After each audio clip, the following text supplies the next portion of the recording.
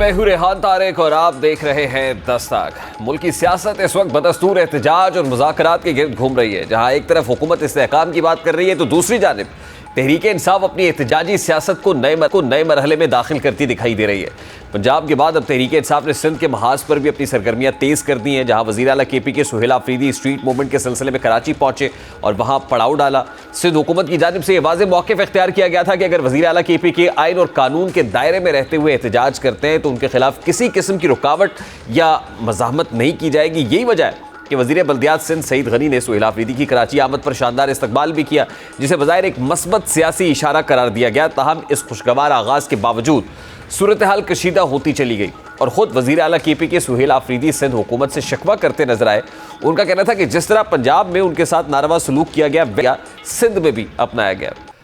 دوسری جانب سندھ حکومت کا موقف اس سے مختلف ہے۔ سندھ حکومت کے مطابق تحریک انصاف کو باغ اور باغ جناح میں جلسے کی مشروط اجازت دی گئی تھی، تاہم میڈیا رپورٹس کے مطابق پی ٹی آئی نے یہ کہہ کر جلسے سے انکار کر دیا کہ باغ جناح میں جلسے کا این او سی تاخیر سے جاری ہوا، جس کے باعث وہاں جلسے کی تیاری ممکن نہیں تھی۔ اس لیے سہیل آفریدی نے سڑک پر خطاب کرنے کا فیصلہ کیا، جبکہ پیپلز پارٹی کے رہنما ناصر حسین شاہ کا کہنا تھا کہ حکومت نے تحریک انصاف کو واضح طور پر کہا تھا کہ وہ گراؤنڈ میں جا کر جلسہ کریں، لیکن اس کے باوجود پی ٹی آئی پر ہی موجود رہنے کا فیصلہ کیا۔ ناصر حسین شاہ کے مطابق باغ جناح میں جلسے کی اجازت کو نوٹیفیکیشن جاری ہونے کے بعد بھی پی ٹی آئی نے یہی کہا کہ وہ سڑک پر ہی جلسہ کریں گے۔ اب اگر دیکھا جائے تو پنجاب کے بعد سندھ میں بھی تحریک انصاف کی اسٹریٹ موومنٹ کشیدگی کا باعث بنی، اور اب سب سے اہم سوال یہ ہے کہ کیا تحریک انصاف کی یہ اسٹریٹ موومنٹ کامیاب ہو سکے گی، اور کیا اس کے نتیجے میں پی ٹی آئی 8 فروری کو ایک مؤثر اور فیصلہ کن احتجاج کرنے میں کامیاب ہو پائے گی، کیونکہ جس طرح پنجاب اور سندھ کی صوبائی حکومتوں کے ساتھ تحریک انصاف کی محاذ آرائی سامنے آئی، اگر 8 فروری کے احتجاج کے بعد بھی سیاسی لاوا پھٹتا ہے تو ایسی صورت میں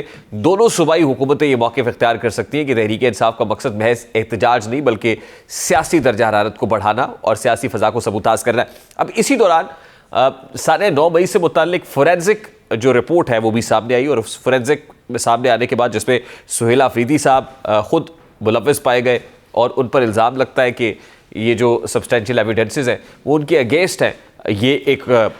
بہت بڑا میجر بریک تھرو تھا جس پر پی ٹی آئی کے چیئرمین بیرسٹر گوہر صاحب کا موقف بھی سامنے آیا۔ اب معاملہ صرف یہیں پر ختم نہیں ہوتا، بلکہ وزیر اعلیٰ کے پی کے سہیل آفریدی صوبے میں آپریشن کی کھل کر مخالفت بھی کر رہے ہیں، اور وہ دہشت گردی سے متعلق وہ دونوں صوبوں میں، وہ بلوچستان یا کے پی کو سبسٹینشیل ایویڈنسز مانگ رہے ہیں۔ اب اسٹیٹمنٹ کی شدت اپنی جگہ پر ہے کہ آپ کو بھی اٹھا کے وہیں پھینکیں گے جہاں پہ ان کو، یعنی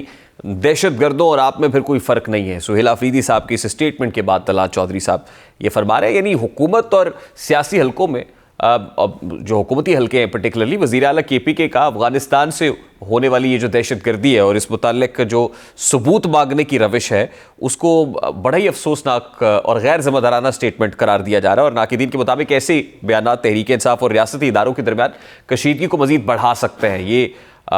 یہ جو سپیس ہے وہ مزید بڑھ جائے گی، اور حالیہ دنوں میں D G I S P R کی جانب سے صوبے میں بڑھتی ہوئی دہشت گردی اور کے پی کے حکومت کے رویے پر کھل کر بات کی گئی، مگر اس کے باوجود تحریک انصاف کی جانب سے حساس معاملات پر متنازع بیانات کا سلسلہ جاری ہے، اور واقفان حال کا کہنا ہے کہ تحریک انصاف صوبے میں آپریشن کی مخالفت کر کے اور دہشت گردی کے ثبوت مانگ کے خود اپنی مشکلات میں اضافہ کر رہی ہے۔ حکومت پہلے ہی واضح کر چکی ہے کہ قومی سلامتی کے معاملات میں کسی قسم کی مداخلت برداشت نہیں کی جائے گی۔ ایسے میں اگر تحریک انصاف حساس امور کو سیاسی مقاصد کے لیے استعمال کرتی ہے تو اس کے خلاف سخت ایکشن کا امکان بھی رد نہیں کیا جا سکتا ہے۔ اس وقت نصر اللہ ملک صاحب سینئر صحافی تجزیہ کار ہمارے ساتھ موجود ہیں۔ السلام علیکم نصر اللہ ملک صاحب، بہت بہت شکریہ آپ کے وقت کے لیے۔ آئی ایم شیور یہ اسٹیٹمنٹ ظاہر سے گزرا ہوگا جس میں چیف منسٹر کے پی کے سہیل آفریدی صاحب 2 صوبوں میں دہشت گردی کے ثبوت مانگ رہا ہے۔ ظاہر ہے یہ at this point in time کو اتنا سادہ بیان نہیں لگتا بلکہ ایک سوچی سمجھی پلاننگ کے تحت دیا ہوا اسٹیٹمنٹ لگتا ہے، لیکن کیا پی ٹی آئی اس طرح کے اسٹیٹمنٹس دے کے اپنے پاؤں پہ خود ہی کلہاڑی مارنا چاہتی ہے؟ سر شکریہ ریحان صاحب۔ اصل مسئلہ یہ ہے کہ پی ٹی آئی ایک ایسا ماحول بنانا چاہتی ہے جس کے نتیجے میں وہ خیبر پختونخوا کے وہ لوگ جو تھوڑی بہت ہمدردی رکھتے ہیں یا وہ لوگ جو افغان مہاجرین وہاں پہ موجود ہیں ان کی ہمدردی حاصل کیے رکھے۔ اب اس سے زیادہ افسوسناک بات کیا ہو سکتی ہے کہ ایک صوبے کا الیکٹڈ وزیر اعلیٰ یہ بات کہتا ہے کہ اگر وفاق کے پاس ثبوت ہیں افغانستان کی سرزمین پاکستان کے خلاف استعمال ہونے کے تو وہ دیے جائیں، یعنی جس چیزوں سے وہ خود آگاہ ہیں، وہ چیف ایگزیکٹو ہیں ایک پروونس کے، انہیں ساری باتیں پتہ ہیں، ہر روز جو واقعات ہوتے ہیں اس کے محرکات سے وہ واقف ہیں، جس طریقے سے افغانستان سے لوگ آ کے پاکستان میں حملے کرتے ہیں، اور جو لوگ بھی جن کی تحقیقات اب تک ہوئی ہیں، پورے گروہ کی تشکیل دی جاتی ہے وہاں سے، یہ ساری چیزیں ان کے علم میں ہیں. پھر پولیس ان کے کمانڈ میں ہے، پولیس ان کو اس بارے میں بریف کرتی ہے کہ اس وقت خدشات کیا ہیں، خطرات کیا ہیں، کون کون سے گروپس کہاں سے جو ہے وہ انٹر ہوتے ہیں، اور کہاں پہ جو ان کی باقاعدہ منظم منصوبہ بندی کی جاتی ہے. اس کے بعد یہ کہنا کہ پاکستان کی حکومت افغانستان کو جو ہے وہ ثبوت فراہم کرے، یہ ثبوت ہم ہر جگہ پہ دے چکے، افغان گورنمنٹ کے سامنے رکھ چکے. قطر میں ہونے والے مذاکرات، ترکی میں ہونے والے مذاکرات میں یہ سارا ڈوزیر ہم بار بار ان کو دے چکے ہیں، ان گروپس کی نشاندہی کر چکے ہیں، ان کی تعداد بتا چکے ہیں، ان کے ہائیڈرز بتا چکے ہیں کہ وہاں پہ جو لوگ موجود ہیں. تو میرے خیال میں یہ اس کے علاوہ اور کچھ نہیں ہے. یا وفاق کے ساتھ تصادم کی کیفیت پیدا کر کے اپنی پاپولیرٹی کو مینٹین کرنا چاہتے ہیں، یا پاکستان کے سادہ لو عوام کو جو ہے وہ آپ ایک امپریشن دینا چاہتے ہیں کہ جناب ہم وفاق کے ساتھ لڑ رہے ہیں اور وفاق کی کسی بات کو ماننے کو تیار نہیں ہے. یعنی صوبائیت کو لے کے اگر آپ وفاق کے سامنے کھڑے ہوں گے تو اس کو آج کل پاپولیرٹی سمجھا جاتا ہے، اس کو یہ سمجھا جاتا ہے کہ ہمارے کارکنان خوش ہوں گے. سہیل آفریدی صاحب اس قسم کے بیانات دے کے میں سمجھتا ہوں پی ٹی آئی کے لیے بھی مشکلات پیدا کریں گے اور اپنی حکومت کے لیے مشکلات پیدا کریں گے. بات وہی ہے نا سر، مقبولیت تو شاید اس طرح کے اسٹیٹمنٹ سے بڑھ سکتی ہے، لیکن وہ جو قبولیت کا فیکٹر ہے جو اس وقت بانی پی ٹی آئی کے لیے یا ان کے لیے کوئی اسپیس کریٹ یا پی ٹی آئی کے لیے اسپیس کریٹ کرنے کے لیے ضروری ہے، پھر وہ تو بہت دور ہوتا جائے گا، وہ تو معدوم ہوتے جائیں گے ایسے تمام تر امکانات جس میں کوئی بات چیت ہو سکے، کراس دا ٹیبل بیٹھ کے معاملات کو حل کیا جا سکے. تو کیا پھر پی ٹی آئی اب یہ فیصلہ کر چکی ہے آپ کے نزدیک کہ اب اسٹریٹ موومنٹ ہی سڑک ہی گرم کرنی ہے، محاذ آرائی کی کیفیت ہی بنانی ہے، کوئی دھرنے اور احتجاج ہی کرنا ہے؟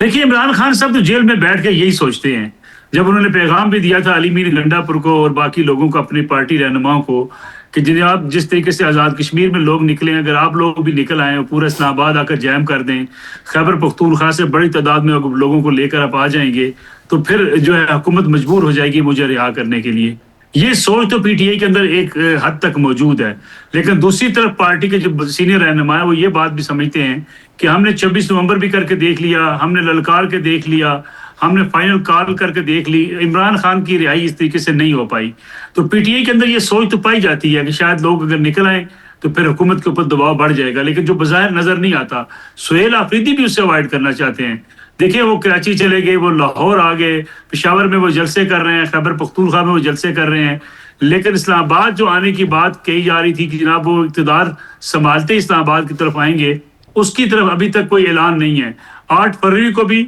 پہیا جام ہڑتال کی باتیں کی جا رہی ہیں، پورے ملک کے اندر احتجاج کی بات کی جا رہی ہے، لیکن سوال یہ پیدا ہوتا ہے کہ کیا اگر کوئی مؤثر احتجاج ہو بھی جائے تو اس کے نتیجے میں عمران خان صاحب باہر آ جائیں گے، عمران خان صاحب کے مقدمات ختم ہو جائیں گے، اور کیا ان کی سیاست کے اندر جو موجودگی ہے اس کو قبول کر لیا جائے گا؟ کیونکہ عمران خان صاحب اپنی اس پالیسی کی وجہ سے میں سمجھتا ہوں اب یہ سوچ پائی جاتی ہے اسٹیبلشمنٹ کے ہاں کہ ان کا نیریٹو پاکستان کی نیشنل سیکورٹی کے ساتھ نہیں چل سکتا. اور یہی وجہ ہے کہ خیبر پختونخوا کی جو صورتحال ہے یا بلوچستان کی صورتحال ہے اسی پہ بار بار بیان بازی پی ٹی آئی کرتی ہے، تاکہ جو اسٹیٹ اسٹیبلشمنٹ ہے وہ کہیں مذاکرات کے لیے ان کے ساتھ بیٹھے اور ان کو کوئی راستہ دینے کے لیے طرف آگے بڑھے. اچھا روسر صاحب، گزشتہ 1-2 روز سے خبریں گردش کر رہی ہیں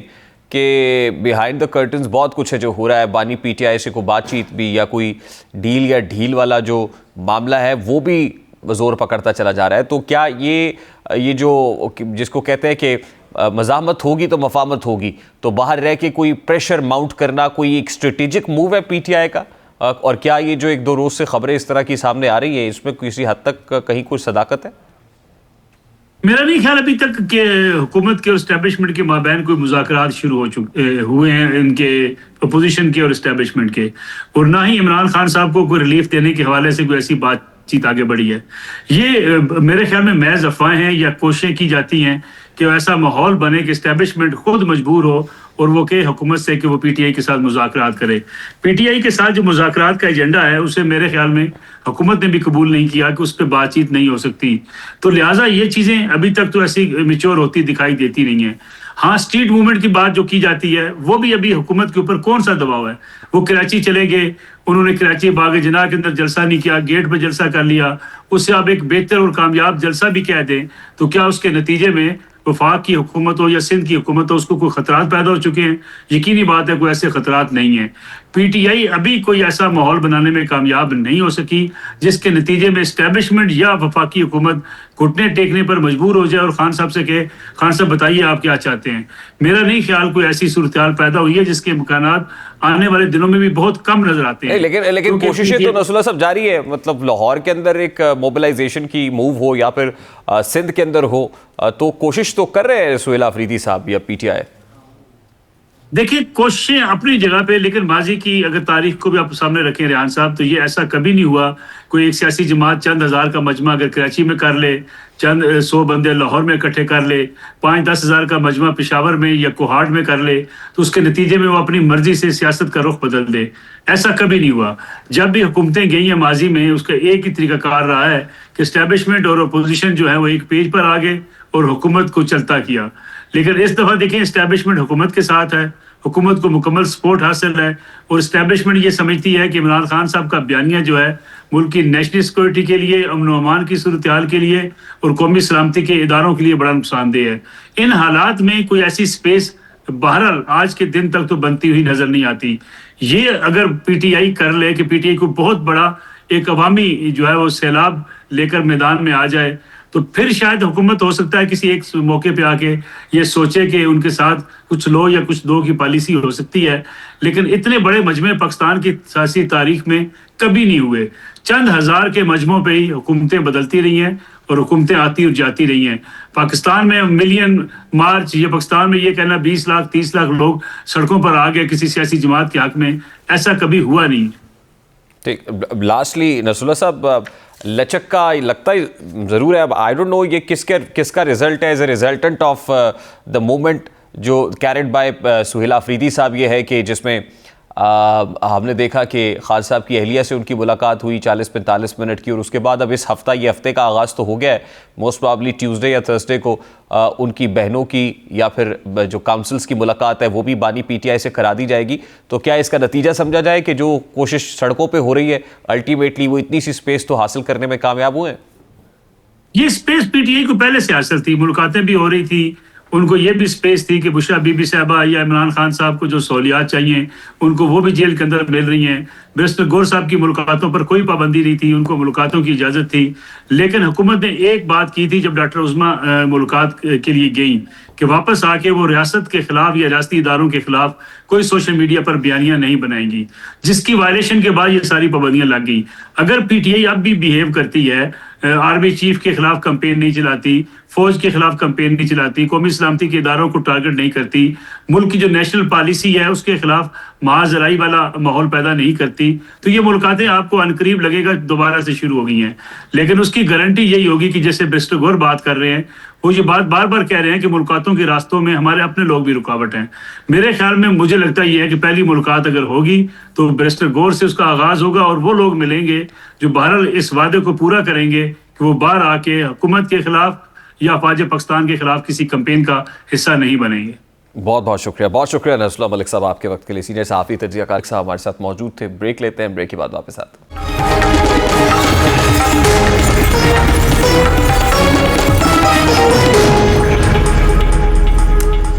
अमेरिका इस वक्त गर्म लोहे पर हथौड़ा मारने की कोशिश कर रहा है, यानी अमेरिका इस वक्त ईरान पर नजरें जमाए हुए है और ऐसा महसूस हो रहा है कि ट्रंप इंतजामिया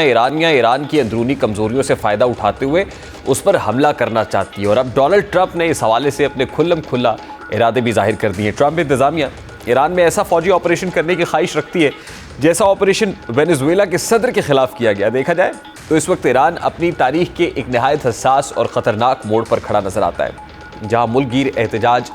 आलमी ताकतों की मुदाखलत के इल्ज़ामात और ख़ित्ते में बढ़ती हुई अस्करी कशीदगी एक दूसरे से जुड़कर एक बड़े बहरान की शक्ल इख्तियार कर चुके हैं। इंसानी हुकूक की तंजीमों के मुताबिक ईरान में जारी पुरतशद्दुद मुजाहिरों में इस वक्त हलाकतों की तादाद 500 से तजावुज़ कर चुकी है, जिनमें कम अज़ कम 48 सिक्योरिटी एहलकार भी शामिल है, जबकि 10,600 से ज़ायद अफराद को गिरफ्तार किया जा चुका है। ये मुजाहरे ईरान के मुख्तलिफ शहरों तक फैल चुके हैं, जो इस बात की निशानदेही करते हैं कि मामला महज किसी एक शहर या तबके तक महदूद नहीं रहा, बल्कि ये एक बड़े कौमी बहरान की सूरत इख्तियार कर चुका है। और ईरानी हुकूमत इन मुजाहिरों को एक मुनज़्ज़म बैरूनी साजिश करार दे रही है। सदर मसूद पज़ेश्कियान का कहना है कि मुल्क में जारी हंगामा आराई और तशद्दुद के पीछे امریکہ اور اسرائیل کا ہاتھ ہے جو ایرانی عوام کو سڑکوں پر آنے، تخریب کاری کرنے اور ریاستی اداروں سے ٹکر لینے کی ہدایات دے رہے ہیں۔ ان کا موقف ہے کہ یہی وہ طاقتیں ہیں جنہوں نے ماضی میں بھی ایران پر حملے کیے اور اب ایک بار پھر داخلی عدم استحکام کو بطور ہتھیار استعمال کیا جائے۔ دوسری جانب ایران کے سپریم لیڈر آیت اللہ خامنہئی نے اپنے ایک بیان میں امریکی صدر ڈونلڈ ٹرمپ کو غرور میں ڈوبا ہوا شخص قرار دیتے ہوئے انہیں فرعون اور نمرود جیسے کرداروں سے تشبیہ دی اور کہا ہے کہ تاریخ گواہ ہے کہ اقتدار کے عروج پر پہنچنے والے طاقتور ترین حکمرانوں کا انجام کیا ہوا۔ اب ان بیانات سے واضح ہوتا ہے کہ ایرانی قیادت اس بحران کو محض احتجاج نہیں بلکہ ایک وجودی جنگ کے تناظر میں دیکھ رہی ہے۔ اسی دوران امریکہ کا کردار اس بحران کو مزید پیچیدہ بنا رہا ہے۔ امریکی صدر ڈونلڈ ٹرمپ ایک جانب یہ دعویٰ کر رہے ہیں کہ امریکہ ایران کے ساتھ جوہری معاہدے پر بات چیت کے لیے تیار ہے، اس حوالے سے ایران کی جانب سے رابطہ بھی کیا گیا ہے، جبکہ دوسری جانب امریکی صدر کھلے عام یہ اعلان بھی کر رہے ہیں کہ ایران کے خلاف مختلف آپشنز زیر غور ہے جن میں فوجی کارروائی بھی شامل ہے۔ اس وقت عثمان شاہد صاحب ہمارے ساتھ موجود ہیں، انٹرنیشنل ریلیشنز ایکسپرٹ ہیں۔ السلام علیکم عثمان صاحب، بہت بہت شکریہ آپ کے وقت کے لیے۔ عثمان صاحب، اس سے پہلے ہم نے دیکھا کہ تھرو اسرائیل ایران کے اوپر اٹیکس بھی ہوئے، جیسا بھی نقصان پہنچانے کی کوشش کی گئی تھرو پراکسیز وہ ہوتا رہا۔ اب کیا براہ راست یو ایس انٹروین کر رہا ہے ایران میں؟ جی ڈیفینیٹلی ریحان صاحب، 16 سال سے اسرائیل جو ہے وہاں پہ کوشش کر رہا ہے کہ کسی طریقے سے رجیم کو ٹاپل کیا جائے یا رجیم کو چینج کر لیا جائے۔ تو یہ اسی کا تسلسل کے کانٹیکسٹ کے اندر آپ دیکھیں، اور جس طریقے سے لا لیسنس کی کیفیت ہمیں نظر آتی ہے عالمی منظر نامے پہ، تو یہ جو احتجاج تھے ایکچولی امریکہ اور اسرائیل جو ہے ایک نیریٹو شیپ کر رہے ہیں جس کا ہمیں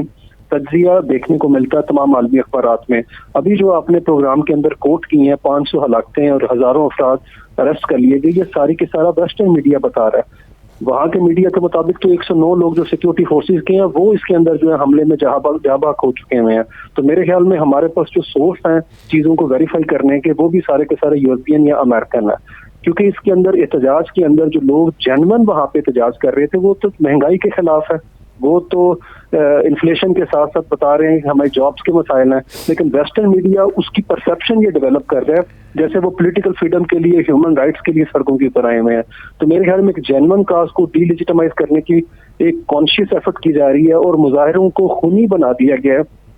تاکہ امریکہ کی مداخلت کا وہاں پہ جواز تلاش کیا جا سکے۔ اگر آپ تھوڑے سے اس پیٹرن کو سمجھیں کہ ایلن مسک جو ہیں وہ جھنڈے کا کلر وہی بنا رہے ہیں جو 1979 سے پہلے والا تھا، شیر کا اور سورج کا، جو کہ رضا شاہ پہلوی کا جھنڈا ہے، اور پوری دنیا میں جو مظاہرین نکالے گئے ہیں ان کے ہاتھ میں بھی وہی جھنڈا پکڑایا گیا ہے، جبکہ برطانیہ کے اندر سفارت خانہ ایران کا اس کے اوپر سے بھی جھنڈا اتار کے وہاں پہ وہ جھنڈا لگا دیا گیا ہے۔ تو میرے خیال میں ایک میتھڈ ہے اس میڈنس کے پیچھے جس کو سمجھنے کی اچھا ضرورت ہے۔ آپ دیکھیں مظاہرین جو ہیں ان کو وہ اتنے ویل ٹرینڈ ہے کہ وہ ہیلتھ انفراسٹرکچر کو ڈیمیج کر رہے ہیں۔ 160 کے قریب انہوں نے ایمبولینسز پہ حملہ کیا، اور مساجد میں جو لوگ اکٹھے تھے رجیم کے حوالے سے کہ پرو رجیم، ان کے اوپر اٹیک کیا گیا۔ تو میرے خیال میں امریکہ جو ہے بڑی فاسٹ غلطی کرے گا اگر وہ 3000 سال کی اس رچ پرشین سیولائزیشن کے اوپر اٹیک کرتا ہے جو کھڑی اس چیز کے اوپر ہے کہ ایران کشور ماں، کہ ایران ہمارا جو ہے وہ کیا کہتے ہیں وطن ہے۔ تو میرا خیال میں ان کا نیشنلزم مزید بوسٹ ہوگا، کیونکہ یہاں پہ اس طریقے سے وہ ڈس انٹیگریشن نہیں کر سکتے۔ لیکن اس کا دوسرا پہلو یہ ہے کہ ایرانی گورنمنٹ کے اینڈ پہ بھی چیزوں کو سمجھنے کی اشد ضرورت ہے۔ وہ اس بات کے پیچھے بار بار نہیں چھپ سکتے کہ اسرائیل یہاں کے اوپر جو ہے پینیٹریشن کر رہے ہیں۔ انہیں اس چیز کو دیکھنا ہوگا کہ اگر وقتی طور پہ یہ جو معاملات ابھی تھمتے ہوئے نظر آ رہے ہیں کہ باہر کے لوگ کیسے انفلٹریٹ کر کے کس طریقے سے انہوں نے یہاں کے اوپر اسماعیل ہانیہ کو ٹارگٹ کیا، ان کی تمام جو ٹاپ ملٹری لیڈرشپ تھی اس کو ڈیکیپیٹیٹ کیا جون کے مہینے کی وار کے اندر۔ تو مجھے لگتا ہے کہ اوور ہالنگ کرنے کی انہیں ایسی ضرورت ہے۔ اور دوسرا ریحان صاحب، یہاں پہ جو بہت امپورٹنٹ پوائنٹ ہے کہ ایران دنیا کا وہ واحد ملک ہے جو ہائیلی سینکشنڈ ہے، اس پہ پوری دنیا میں سب سے زیادہ جس ملک پہ پابندیاں لگی ہوئی ہیں وہ ایران ہے، اور ایران کا تمام انحصار جو ہے وہ جو باعث چیزیں ایکسپورٹ کے اوپر ہے۔ تو اسی کے کانٹیکس میں چیزوں کو دیکھنے کی ضرورت ہے۔ اسے out of proportion regime change کا ایک ویل پلانڈ ایفرٹ ہے جو ماضی میں بھی ہوتی رہی، but Iran they actually prove themselves to be very resilient nation. ہم نے دیکھا over the last few years بھی بہت ساری اٹیمپٹس مزید شدت کے ساتھ ہوئی، لیکن بہت ریزیلینٹ ثابت کیا انہوں نے اپنے آپ کو۔ لیکن at this point in time کیا یہ ایران اور یو ایس کے مابین یعنی دونوں کے درمیان ہی محدود رہے گا، یا پھر آپ کو لگتا ہے کہ کچھ انٹرنیشنل پاورز کو بھی یہ وقت آ چکا ہے کہ ان کو جمپ ان کرنا پڑے، انٹروین کرنا پڑے اور درمیان میں کوئی مصالحت ہو، یا آپ یہ کہیں just to get away with this attempt of U S? کی طرف سے افسوسناک رویہ سامنے آیا، بلکہ روس کو میں ستائش کروں گا کہ جب سیریا کے رجیم کو انہوں نے بچانے کے لیے اپنی فورسز وہاں پہ ڈپلوائے کر دی تھی، تو ان لائک رشیا جو ہے، چائنا اس معاملے کے اندر جو ہے وہ لپ سروس کے تھرو زبانی جمع خرچ کر رہا ہے، جبکہ یہ ہائی ٹائم ہے کہ اس کے پڑوس کے اندر جو ہے وہ ایران جو کہ ڈیپینڈنٹ ہے اس کے اوپر چائنا پہ، اور یہ جو ان کا آپس میں نیکسس ہے یہ پوری دنیا کے اندر آبویس ہے، اس میں وینزویلا بھی شامل تھا، لیکن اس وقت سائلنٹ اسپیکٹیٹر کے طور پہ کھڑے ہونے کی مجھے لگتا ہے لارجر ان کی امپلیکیشنز ہوں گی چائنا کے لیے بھی اگر ایران کو تنہا اس وقت تک چھوڑ دیا گیا، اور مسلم ورلڈ کا رویہ جو ہے وہ بھی بڑا افسوسناک ہے۔ لیکن جیسے میں نے پہلے کہا کہ امریکہ ہر صورت میں کوشش کرے گا، لیکن امریکہ کی پرابلم یہ ہے کہ اسے آن گراؤنڈ وہاں کے اوپر کوئی لیڈرشپ ایسی اویلیبل ہی نہیں ہے۔ یہی جو ہمارے مسعود پزشکیان ہم دیکھتے ہیں ایران کے صدر تھے، یہ سعد جلیلی کو ہرا کے آئے ہیں جو کہ بہت زیادہ علی خامنائی نواز سمجھے جاتے ہیں، تو میرے خیال میں یہ تو ایک لبرل پالیسی پروگریسو نظریات کے حامل جو ہے اس وقت صدر ہے وہاں کے اوپر، جو کہ اپنی بیٹی کے ساتھ کمپین کرتے رہے، تو رضا شاہ پہلوی کے بیٹے کو لانچ کرنا جو کھڑا ہو کے وہ امریکہ میں کہہ رہا ہے، اور سوری ڈسٹ میں کھڑا ہو کے کہہ رہا ہے کہ مواصلات کے سسٹم کو ٹارگٹ کیا جائے، تو وہ تو انسائٹمنٹ کر رہا ہے وائلنس کی ہے، تو میرے خیال میں ایک بڑی انفارچونیٹ سچویشن ہے، لیکن چائنا کو مجھے لگتا ہے اس کے اندر جو ہے بگر رول پلے کرنے کی اصل ضرورت ہے۔ بالکل صحیح عثمان شاہی صاحب، I have to wind it up here, بہت بہت شکریہ، بہت شکریہ عثمان شاہی صاحب موجود تھے۔ Let's take a break here, اور بریک کے بعد واپس آتے ہیں۔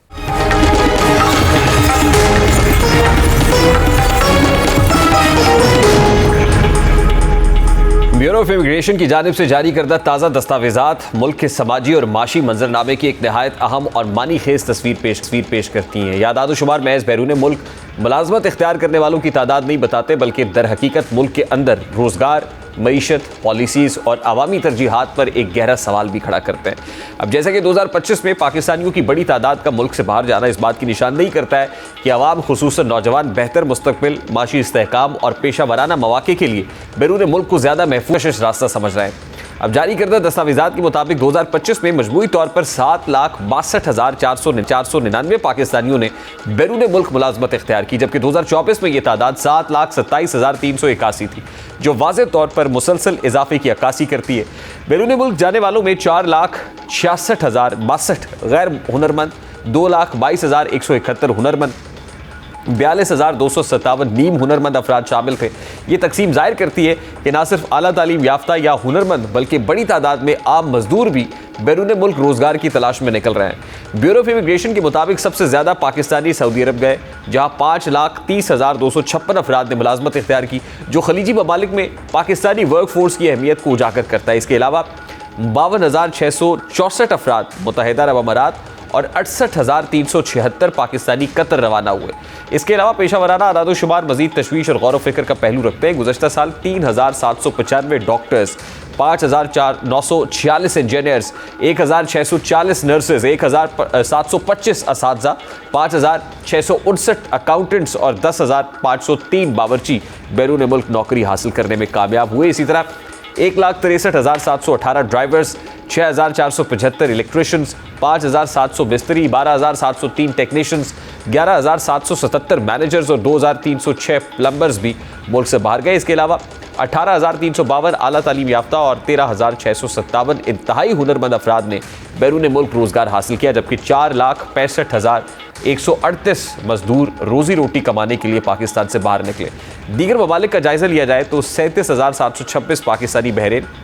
6,590 کویت، 1,005 امریکہ، 4,355 برطانیہ، 984 جرمنی، 813 اٹلی، 2,230 چین، 2,210 جاپان، 1,109 رومانیہ اور 39 پاکستانی جنوبی کوریا گئے۔ اب یہ اعداد و شمار ظاہر کرتے ہیں کہ پاکستانی محنت کش اور پیشہ ورانہ افراد اب صرف خلیجی ممالک تک محدود نہیں رہے، بلکہ یورپ اور مشرقی ایشیا کی منڈیوں تک بھی اپنی جگہ بنا رہے ہیں۔ اب اہم سوال یہ ہے کہ لوگ بیرون ملک جانے کو ترجیح کیوں دے رہے ہیں؟ اس کی بنیادی وجوہات ملک کے اندر مہنگائی، بے روزگاری، کم اجرت، عدم استحکام، سیاسی غیر یقینی صورتحال اور معاشی دباؤ شامل ہیں، اور بہت سے ہنرمند افراد کو اپنی قابلیت کے مطابق نہ تو مناسب تنخواہ ملتی ہے اور نہ ہی ترقی کے مواقع۔ اس کے برعکس بیرون ممالک میں نہ صرف بہتر معاوضہ بلکہ پیشہ ورانہ احترام، سہولیات اور محفوظ مستقبل کی امید بھی ملتی ہے۔ ابھی ایک بریک لیتے ہیں, بریک کے بعد واپس آئیں گے, ایک اور سٹوری شیئر کریں گے اس بریک کے بعد ہمارے.